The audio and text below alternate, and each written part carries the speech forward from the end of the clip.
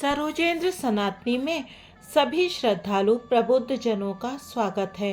हम सुन रहे हैं ऑटोबायोग्राफी ऑफ अ योगी और हमने पिछले अंकों में परमहंस योगानंद जी के बचपन के बारे में जाना और जाना कि कैसे उन्हें संस्कृत पढ़ाने के लिए एक ऐसे शिक्षक मिल गए हैं जिन्होंने उनको लाहिड़ी महाशय के प्रति और भी ज़्यादा श्रद्धा भाव से भर दिया है और उन्हें आध्यात्म के मार्ग में प्रेरित किया है।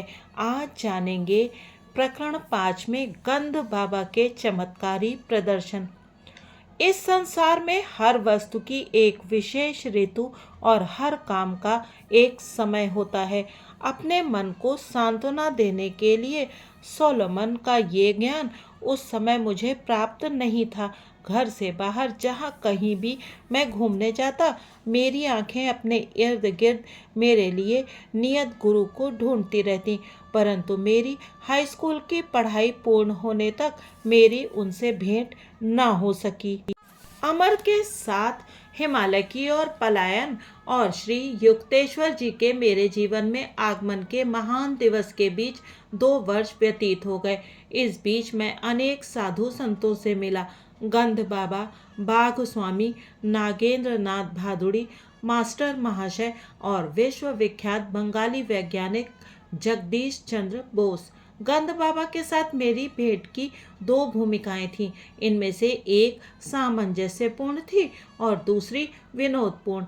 ईश्वर सरल है, अन्य सब कुछ जटिल है। प्रकृति के सापेक्ष जगत में निरपेक्ष मूल्यों की आशा मत करो। जब मैं मंदिर में काली माता की मूर्ति के सामने मौन खड़ा था, तब यह दार्शनिक निष्कर्ष कोमल स्वर में मेरे कानों में प्रविष्ट हुआ। पलटकर मैंने देखा तो मेरे समक्ष एक लंबे कद का व्यक्ति खड़ा था, जिसके कपड़ों से या उनके आभाव से ऐसा लगता था कि वो कोई परिव्राजक साधु था। आपने सचमुच मेरे विचारों के संभ्रम को जान लिया। मैं कृतज्ञतापूर्वक मुस्कुराया। प्रकृति के कल्याणकर और भयंकर रूपों की उलझन ने, जिनका प्रतीक काली है, मुझसे अधिक बुद्धिमान लोगों को भी असमंजस में डाल दिया है। बहुत ही कम लोग उसके रहस्य का भेद पाते हैं। अच्छा और बुरा तो प्रत्येक मनुष्य की बुद्धि को चुनौती देने वाली वो पहेली है, जिसे जीवन ने उसके सामने एक स्फिंक्स की भांति रख दिया है। इस पहेली को सुलझाने का कोई प्रयास भी किए बिना अधिकांश लोग अपनी मृत्यु के रूप में इसका दंड भर देते हैं। यह दंड आज भी उतना ही लागू होता है जितना थीब्स के दिनों में था। कभी कभार एक आध अत्यंत उच्च व्यक्तित्व पराजय अस्वीकार कर देता है। द्वैत की माया से वह अद्वैत का अविभाजित सत्य खींच लेता है। आपके शब्दों में दृढ़ विश्वास दिखता है महाराज। ज्ञान प्राप्ति के तीव्र दुखदायी मार्ग अर्थात सत्यनिष्ठ आत्म परीक्षण का मैंने दीर्घ काल तक अभ्यास किया है। आत्म परीक्षण या अपने विचारों पर निरंतर निर्मम दृष्टि रखना एक कठोर और झकझोरने वाला अनुभव है।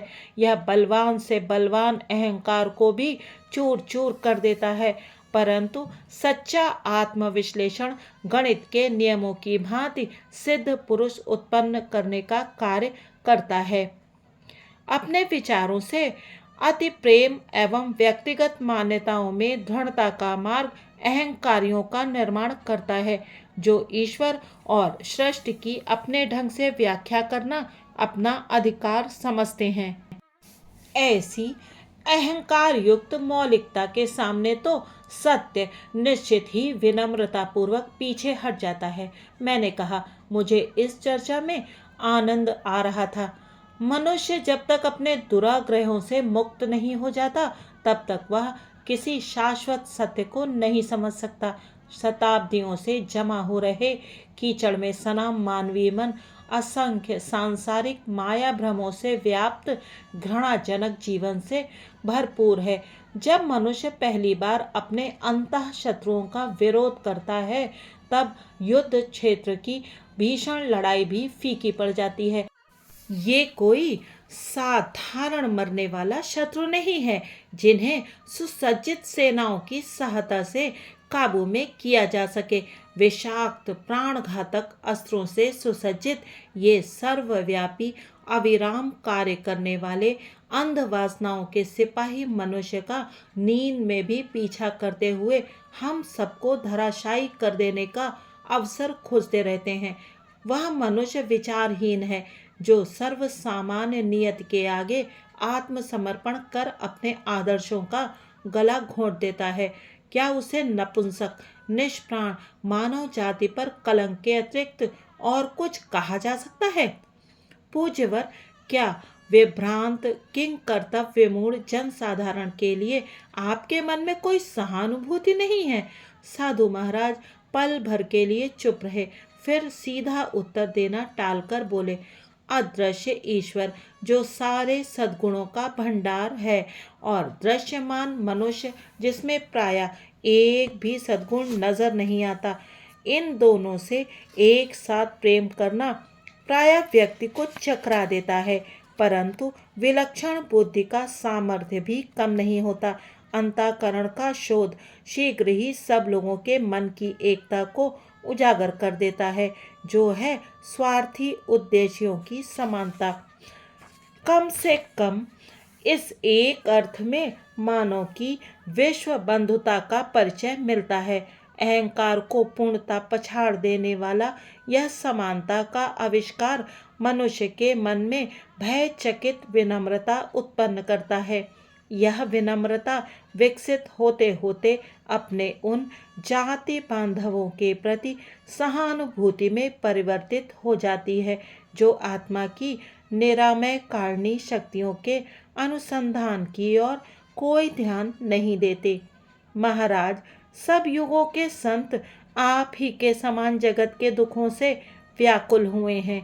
केवल तुच्छ व्यक्ति ही दूसरों के जीवन के दुखों के प्रति संवेदनशीलता खो बैठता है, क्योंकि वो अपने ही संकीर्ण दुखों में डूबा रहता है। साधु का उग्र रूप काफी सौम्य हो गया था, जो किसी डॉक्टर द्वारा की जाने वाली चीरफाड़ की भांति अपने विचारों की चीरफाड़ कर मन का गहरा परीक्षण करेगा, वही अपने भीतर सबके लिए दया विकसित होती देखेगा। तब उसे अहंकार की नित्य कोलाहलकारी मांगों से मुक्ति मिल जाएगी। ऐसी ही मनोभूमि पर ईश्वर का प्रेम खिलता है। तब वह जीव अपने सृष्टा की ओर मुड़ता है, किसी और बात के लिए नहीं, तो केवल अपनी व्यथा की तड़प में यह पूछने के लिए, क्यों प्रभु क्यों? दुख के मान मर्दनकारी कोड़े खा खा कर मनुष्य अंततः उस विधाता के समक्ष पहुँच ही जाता है, जिसका सौंदर्य मात्र ही मनुष्य को अपनी ओर आकृष्ट करने के लिए पर्याप्त है। उक्त साधु और मैं कोलकाता के काली घाट मंदिर में वार्तालाप कर रहे थे, जहां मैं उस मंदिर का विख्यात सौंदर्य एवं भव्यता देखने गया था। मंदिर की आलंकारिक शोभा की ओर हाथों से इशारा करते हुए उस सारे वैभव को साधु ने निष्प्रयोज्य ठहराया। ईंटें और गारा हमें कोई श्रवणीय सुर नहीं सुना सकते, केवल अंतर से उठने वाली आवाज से ही हृदय के कपाट खुलते हैं। मन को आकृष्ट करने वाली धूप का आनंद लेने के लिए हम प्रवेश द्वार की ओर गए, जहां भक्तों के झुंडों का आवागमन चल रहा था। तुम अभी युवा हो, साधु महाराज कुछ सोचते हुए मेरी ओर देख रहे थे। भारत भी युवा है। प्राचीन ऋषियों ने आध्यात्मिक जीवन शैली के अमिट आदर्श स्थापित किए थे। उनके महान उपदेश आज के समय और देश के लिए पर्याप्त हैं। उनके अनुशासन नियम ना तो आज के लोकाचार के विरुद्ध हैं, ना ही ऐसे हैं कि भौतिकवाद की धूर्तता को भी कृत्रिम लगें, और इसीलिए आज भी भारत पर उनकी पकड़ मजबूत है। लज्जित पंडितगण जितने काल का हिसाब लगा सकते हैं, उससे भी कहीं अधिक काल से सहस्त्राब्दियों से संचयशील समय ने वेदों की योग्यता की पुष्टि की है। इन्हें अपनी विरासत के रूप में ग्रहण करो। जब मैं इस वाक्पटु साधु से सविनय विदा ले रहा था, तब उन्होंने एक अतीन्द्रिय अनुभूति मुझे बताई। यहाँ से जाने के बाद तुम्हें आज एक असाधारण अनुभव होगा। मंदिर के अहाते से बाहर निकलकर मैं निरुद्देश यूं ही चलने लगा। मुड़कर दूसरे एक रास्ते पर बढ़ा ही था कि एक पुराने परिचित से भेंट हो गई। ये महाशय उन महाभागों में से एक थे जिनकी संभाषण शक्ति समय की ओर कोई ध्यान न देते हुए अनंत काल का आलिंगन करती है।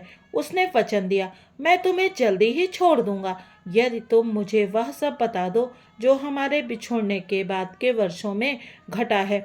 परस्पर विरोधी बातें। अब तो मुझे जाना ही पड़ेगा। परंतु उसने मेरा हाथ पकड़ लिया और थोड़ा थोड़ा करके मुझसे जानकारी लेने लगा। ये भूखे भेड़िए से कम नहीं है, मैंने कौतुक से मन ही मन सोचा।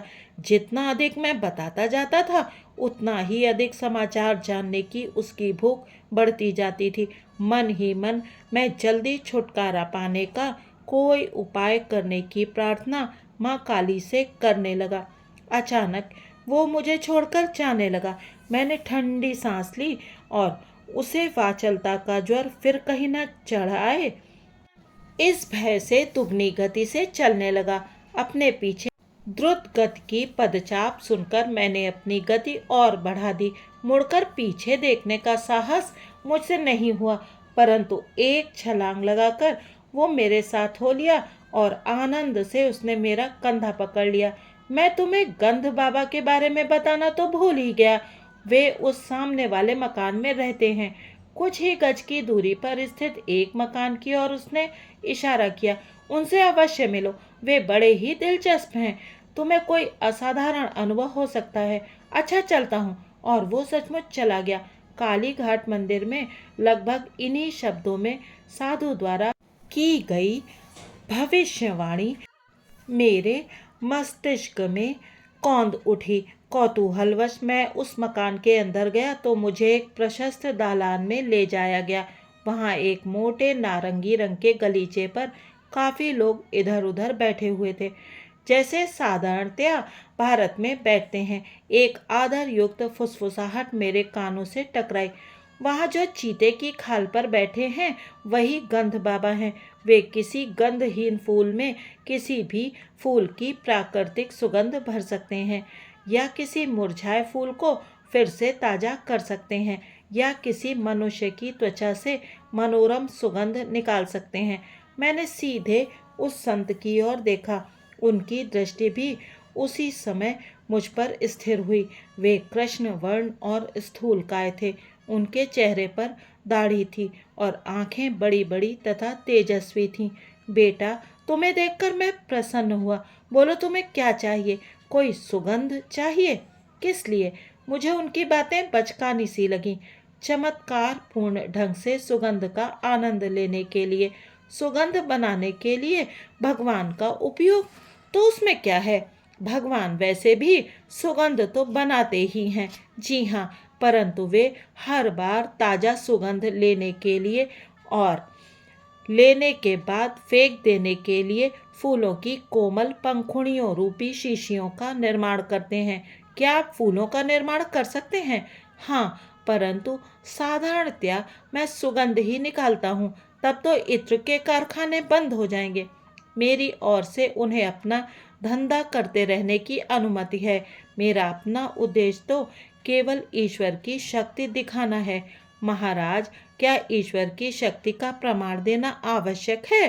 क्या वे सकल विश्व में सर्वत्र अपने चमत्कार नहीं कर रहे हैं?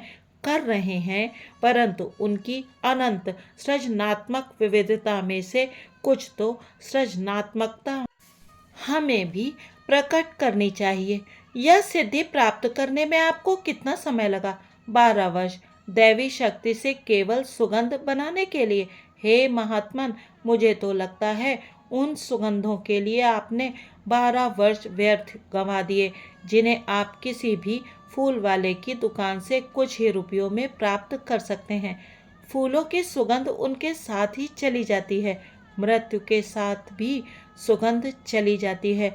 मैं किसी ऐसी सुगंध की कामना क्यों करूं जो केवल शरीर को सुख देती है। दार्शनिक महाशय, तुमने मेरे मन को प्रसन्न कर दिया। अब अपना दाहिना हाथ आगे बढ़ाओ। उन्होंने आशीर्वाद मुद्रा में अपना हाथ उठाया। मैं गंध बाबा से कई गज दूर था। कोई अन्य व्यक्ति भी मेरे इतने निकट नहीं था कि मेरे शरीर का स्पर्श कर सके। मैंने अपना हाथ आगे बढ़ाया जिसे उस योगी ने छुआ तक नहीं। कौन सी सुगंध चाहिए? गुलाब। तथास्तु। मेरे आश्चर्य का ठिकाना न रहा जब मेरी हथेली के मध्य से गुलाब की मधुर सुगंध तीव्रता के साथ निकलने लगी। मैंने मुस्कुराते हुए पास ही की एक फूलदानी से एक गंधहीन श्वेत पुष्प निकाल लिया। क्या इस गंधहीन फूल में चमेली की सुगंध भरी जा सकती है? तथास्तु। तत्क्षण उस फूल से चमेली की सुगंध उठी। मैंने चमत्कारी संत का धन्यवाद किया और उनके एक शिष्य के पास जाकर बैठ गया। उस शिष्य ने मुझे बताया कि गंध बाबा ने, जिनका नाम स्वामी विशुद्धानंद था, तिब्बत के एक योगी से अनेक आश्चर्यजनक सिद्धियां प्राप्त कर ली थीं। उसने मुझे ये भी बताया कि उस तिब्बती योगी की आयु 1000 वर्ष से अधिक थी। उस महान गुरु के शिष्य गंध बाबा हमेशा ही केवल साधारण उच्चारण से सुगंध निर्माण नहीं करते, जैसा तुमने अभी देखा। शिष्य के बोलने में अपने गुरु के प्रति गर्व प्रकट था। व्यक्ति के स्वभाव के अनुसार वे भिन्न भिन्न पद्धतियां अपनाते हैं। बाबा असामान्य हैं। कोलकाता के अनेक पढ़े लिखे लोग उनके शिष्य हैं। मैंने मन ही मन निश्चय किया कि मैं उन शिष्यों की संख्या में अपने को जोड़कर उस संख्या की और अधिक वृद्धि नहीं करूंगा। गुरु का अक्षरशः असामान्य होना मेरे मन के अनुकूल नहीं था। विनम्रता से गंध बाबा का अभिवादन कर मैं वहां से निकल पड़ा। घूमते घूमते घर जाते हुए मैं उस दिन की 3 विविधतापूर्ण घटनाओं के विषय में सोच रहा था। मैंने जैसे ही घर के द्वार से अंदर प्रवेश किया, मेरी बहन उमा सामने ही खड़ी थी। क्या बात है, आजकल तुम इत्र के बड़े शौकीन बनते जा रहे हो? बिना कुछ बोले मैंने अपना हाथ बढ़ाकर उसे सूंघने का इशारा किया। कितनी मोहक गुलाब की सुगंध, और यह असाधारण रूप से तीव्र भी है। ये सोचते हुए कि ये तीव्र रूप से असाधारण है, मैंने चुपचाप दैवी रूप से सुगंधित किया गया फूल उसकी नाक के नीचे रखा। ओह, चमेली मुझे बहुत पसंद है। उसने फूल छीन लिया। जिस फूल के विषय में उसे अच्छी तरह ज्ञात था कि वो गंधहीन होता है, उसी फूल में से चमेली की सुगंध आते देखकर जैसे जैसे वो उसे सूंघती जाती थी, वैसे वैसे उसके चेहरे पर विनोदी लगने वाले संभ्रम के भाव प्रकट होते जाते थे। उसकी इस प्रतिक्रिया ने मेरे मन से रहा सहा संदेह भी मिटा दिया कि हो सकता है गंध बाबा ने मुझ पर आत्म सम्मोहन का प्रयोग किया हो, जिससे केवल मैं ही सुगंध का अनुभव कर सकूं। बाद में मुझे अपने एक मित्र अलकानंद से पता चला कि गंध बाबा के पास ऐसी शक्ति भी थी जो यदि संसार के करोड़ों क्षुधा पीड़ितों के पास होती तो उनकी समस्या हल हो जाती। बर्दवान में गंध बाबा के घर में उस समय सैकड़ों लोगों में मैं भी उपस्थित था। अलकानंद ने मुझे बताया, एक उत्सव था।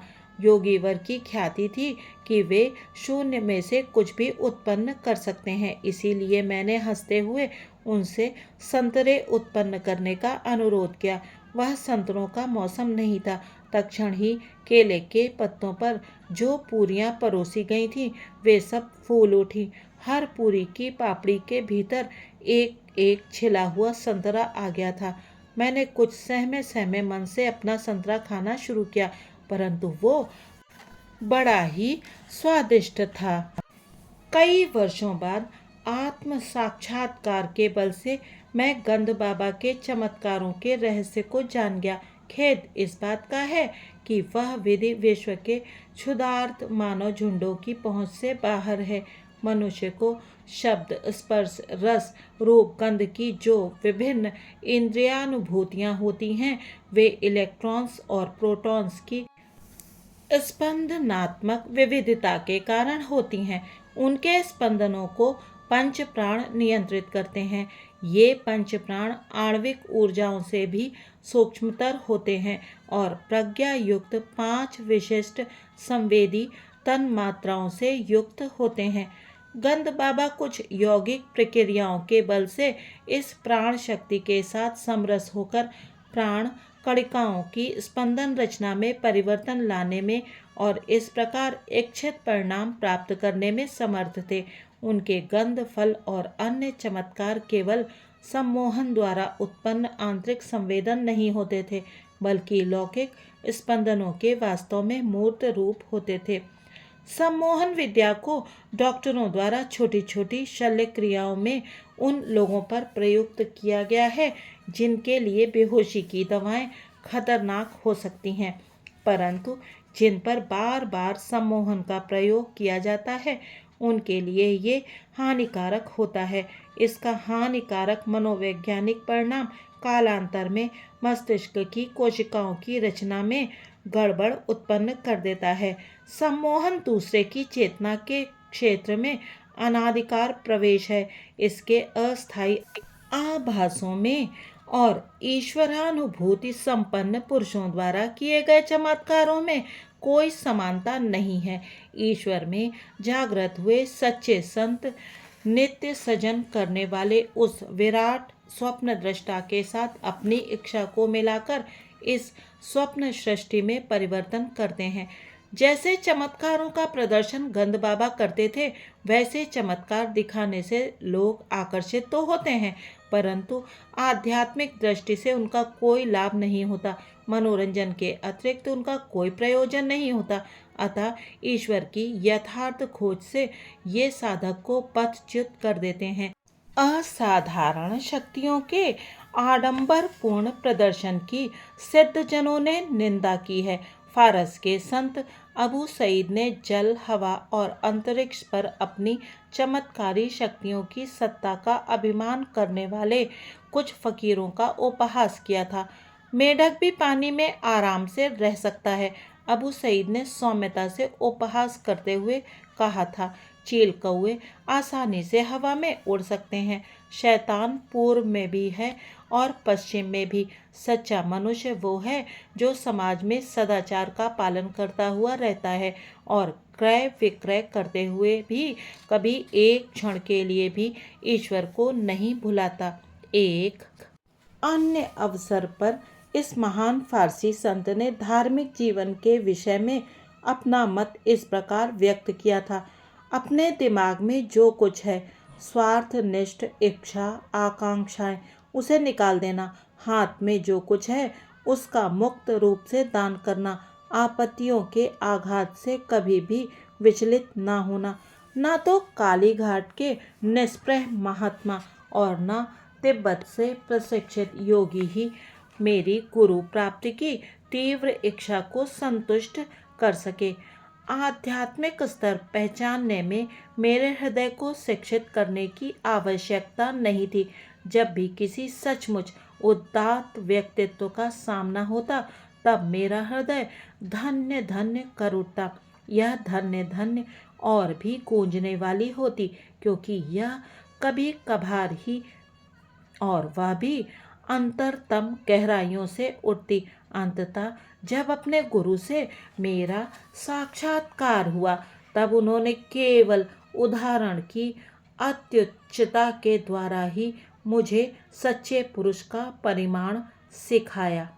श्री हरि, इस प्रकरण में जो कुछ गूढ़ बातें बताई गई हैं, उन्हें मैं छोटे छोटे शॉर्ट वीडियोस या शॉर्ट्स के द्वारा आपके सम्मुख प्रस्तुत करने का प्रयत्न करूंगी।